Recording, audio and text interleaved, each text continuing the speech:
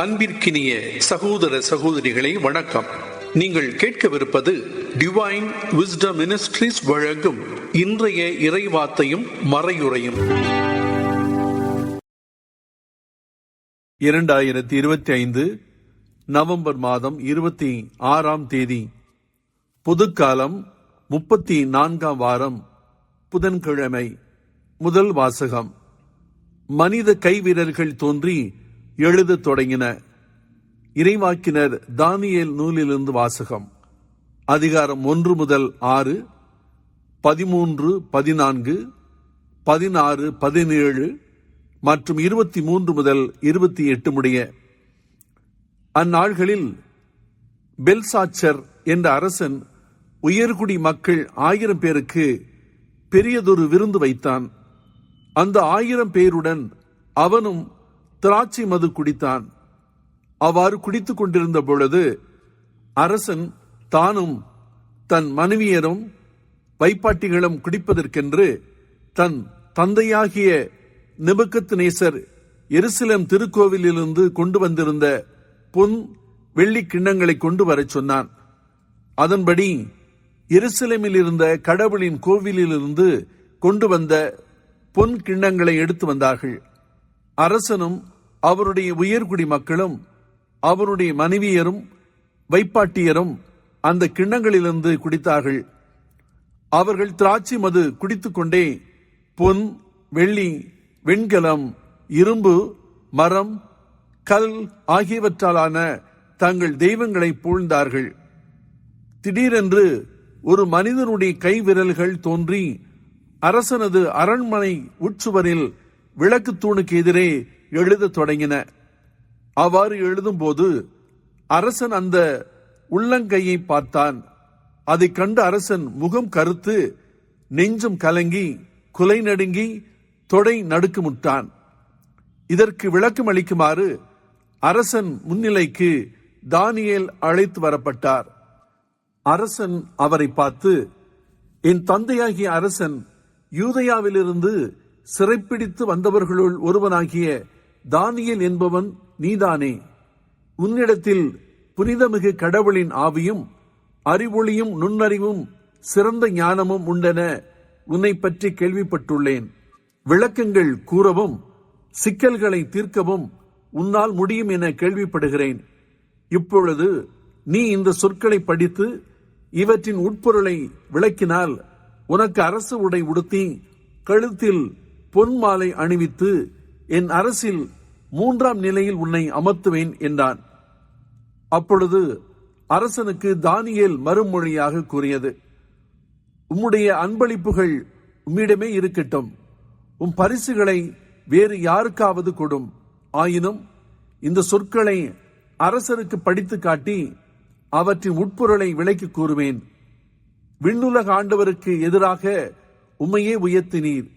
அவரது கோவிலின் கிண்ணங்களை கொண்டு வரச் செய்து நீரும் உம் உயர்குடி மக்களும் உம்முடைய மனைவியரும் வைப்பாட்டியரும் அவற்றிலிருந்து திராட்சை மது குடித்தீர்கள்.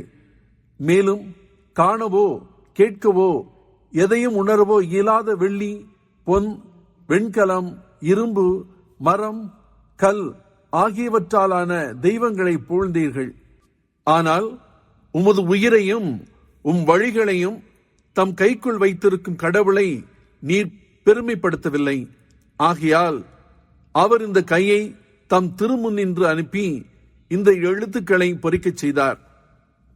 பொறிக்கப்பட்ட சொற்கள் ஆவன: மேனே மேனே தேக்கேல் பார்சின். இவற்றின் உட்பொருள்: மேனே, கடவுள் உமது அரசின் நாள்களை எண்ணி வரையறுத்து அதனை முடிவுக்கு கொண்டு வந்து விட்டார். தேக்கேல், நீர் தராசில் நிறுக்கப்பட்டீர், எடையில் மிகவும் குறைந்துள்ளீர். பார்சின், உமது அரசு பிரிக்கப்பட்டு மேதியருக்கும் பாரசீகருக்கும் கொடுக்கப்பட்டுள்ளது என்றார். ஆண்டவரின் அருள்வாக்கு. பதிலுரை பாடல் பல்லவி. என்றென்றும் அவரை புகழ்ந்து பாடி ஏத்தி போற்றுங்கள். கதிரவனே, நிலவே, ஆண்டவரை வாழ்த்துங்கள். விண்மீன்களை ஆண்டவரை வாழ்த்துங்கள். பல்லவி. என்றென்றும் அவரை புகழ்ந்து பாடி ஏத்தி போற்றுங்கள். மழையே, பனியே, நீங்களெல்லாம் ஆண்டவரை வாழ்த்துங்கள். காற்று வகைகளே, நீங்களெல்லாம் ஆண்டவரை வாழ்த்துங்கள். பல்லவி. என்றென்றும் அவரை புகழ்ந்து பாடி ஏத்தி போற்றுங்கள். நெருப்பே, வெப்பமே, ஆண்டவரை வாழ்த்துங்கள். நடுக்கும் குளிரே, கடும் வெயிலே, ஆண்டவரை வாழ்த்துங்கள். பல்லவி. என்றென்றும் அவரை புகழ்ந்து பாடி ஏத்தி போற்றுங்கள். நற்செய்திக்கு முன் வாழ்த்தொலி. அல்லேலூயா, அல்லேலூயா. இறக்கும் வரை நம்பிக்கையோடு இரு, அவ்வாறாயின் வாழ்வை உனக்கு முடியாகச் சூட்டுவேன் என்கிறார் ஆண்டவர். அல்லேலூயா. அன்புள்ள சகோதர சகோதரிகளே, வணக்கம். அனைவருக்கும் நல்வாழ்த்துக்கள். நீங்கள் கேட்கவிருப்பது டிவைன் விஸ்டம் மினிஸ்ட்ரீஸ் வழங்கும் விவிலிய முழக்கம். 2025 26 பொதுக்காலம், 34ஆம் வாரம், புதன்கிழமை. ஆண்டவர் உங்களோடு இருப்பாராக. லூக்கா எழுதிய நற்செய்தியிலிருந்து வாசகம். அதிகாரம் 21, இறைவாக்குகள் 12 தொடங்கி 19 முடிய.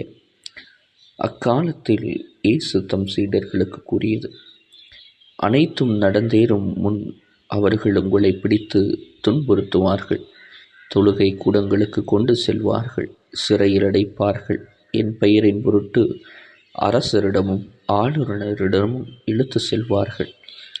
எனக்கு சான்று பகர இவை உங்களுக்கு வாய்ப்பளிக்கும். அப்போது என்ன பதிலளிப்பது என முன்னதாகவே நீங்கள் கவலைப்பட வேண்டாம். இதை உங்கள் மனதில் வைத்துக் கொள்ளுங்கள். ஏனெனில் நானே உங்களுக்கு நாவன்மையையும் ஞானத்தையும் கொடுப்பேன். உங்கள் எதிரில் எவராலும் உங்களை எதிர்த்து நிற்கவும் பேசவும் முடியாது. உங்கள் பெற்றோரும் சகோதர சகோதரிகளும் உறவினர்களும் நண்பர்களும் உங்களை காட்டிக் கொடுப்பார்கள். உங்களுள் சிலரை கொல்வார்கள். என் பெயரின் பொருட்டு எல்லாரும் உங்களை வெறுப்பார்கள். இருப்பினும் உங்கள் தலைமுடி ஒன்று கூட விழவே விழாது. நீங்கள் மன உறுதியோடு இருந்து உங்கள் வாழ்வை காத்து கொள்ளுங்கள். இது ஆண்டவர் வழங்கும் நற்செய்தி.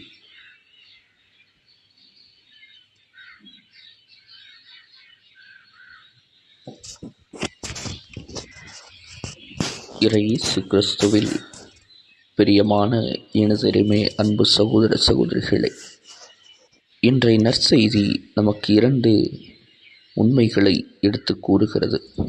துன்பம் நிச்சயம், ஆனால் ஆண்டவரின் பாதுகாப்பும் நிச்சயம்.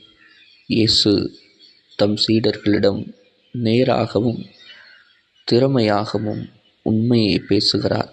உங்களை பிடித்து துன்புறுத்துவார்கள், தொழுகை கூடங்களுக்கு கொண்டு செல்லுவார்கள், சிறையில் அடைப்பார்கள், அரசரிடமும் ஆளுநரிடமும் இழுத்து செல்வார்கள். நம்பிக்கை வாழ்வை ஒரு நிம்மதி பயணம் அல்ல, அது ஒரு சாட்சியத்தின் பாதை. ஆனால் இயேசுவின் வார்த்தைகளில் பயத்தை விதைக்கவில்லை, நம்பிக்கையையும் துணிவையும் ஊட்டுகிறார். இயேசு கூறுகிறார்: இவையெல்லாம் நடந்தேறும் முன் உங்களை துன்புறுத்துவார்கள், உங்களை அடிப்பார்கள், கல்லால் எறிவார்கள் என்று.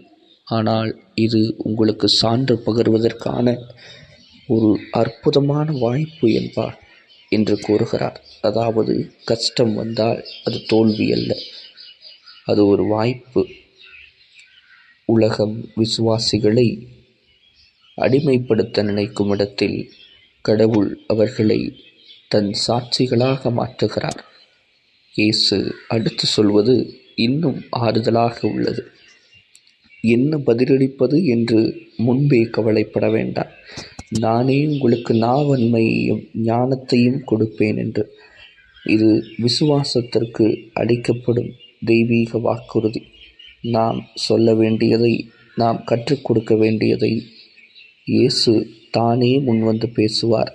அவருடைய ஆவியார் நமக்குள் செயல்படும் போது எவ்வளவு வலிமையான எதிரிகளும் நம்மை எதிர்த்து நிற்க பயப்படுவார்கள், நடுங்குவார்கள் என்று கூறுகிறார். இயேசு நம் நாவாகவும் ஞானமாகவும் வல்லமையாகவும் மாறுகிறார், இருக்கிறார், இருப்பார் என்று நமக்கு உறுதியளிக்கிறார்.